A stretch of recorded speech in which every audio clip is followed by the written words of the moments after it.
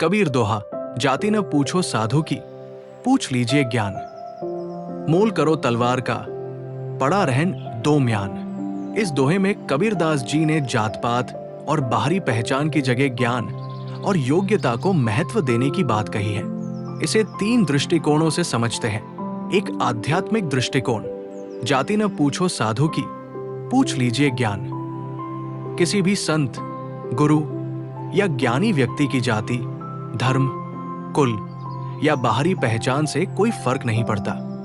महत्वपूर्ण यह है कि उनके पास कितना ज्ञान, अनुभव और आध्यात्मिक समझ है। सच्चा साधु वही है जो सत्य, भक्ति और ज्ञान से भरा हुआ हो, न कि कोई विशेष जाति का हो। मोल करो तलवार का, पड़ा रहन दो म्यान। तलवार की कीमत उसकी धार और शक्ति से आकी जाती है, न कि उसके म्यान, खोल से।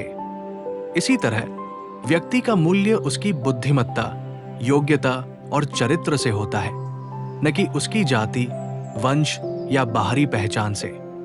जिस प्रकार तलवार का म्यान केवल एक आवरण होता है, उसी प्रकार शरीर या जाति केवल एक बाहरी आवरण है।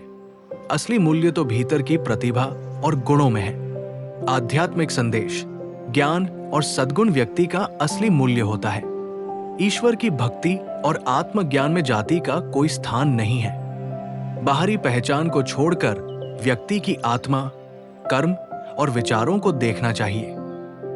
2 सामाजिक दृष्टिकोण, समाज में अक्सर जाति, धर्म और वंश के आधार पर भेदभाव किया जाता है, जबकि व्यक्ति का असली मूल्य उसके ज्ञान और गुणों में होता है।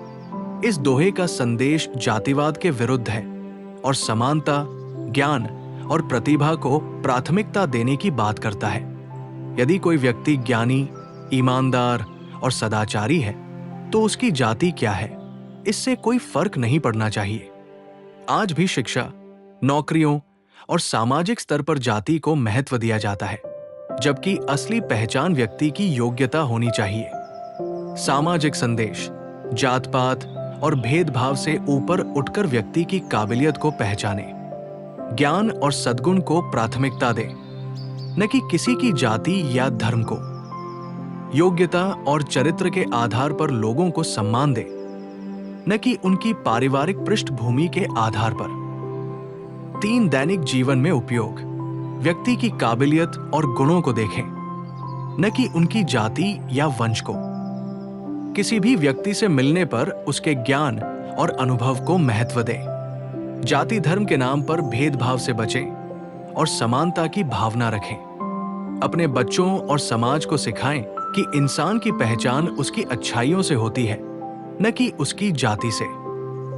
निष्कर्ष, इस दोहे का मुख्य संदेश यही है कि व्यक्ति का असली मूल्य उसकी जाति या धर्म से नहीं, बल्कि उसके ज्ञान, गुणों और कर्मों से आका जाना चाहिए। समाज को ज्ञान और योग्यता को महत्व देना चाहिए, न कि बाहरी पहचान को।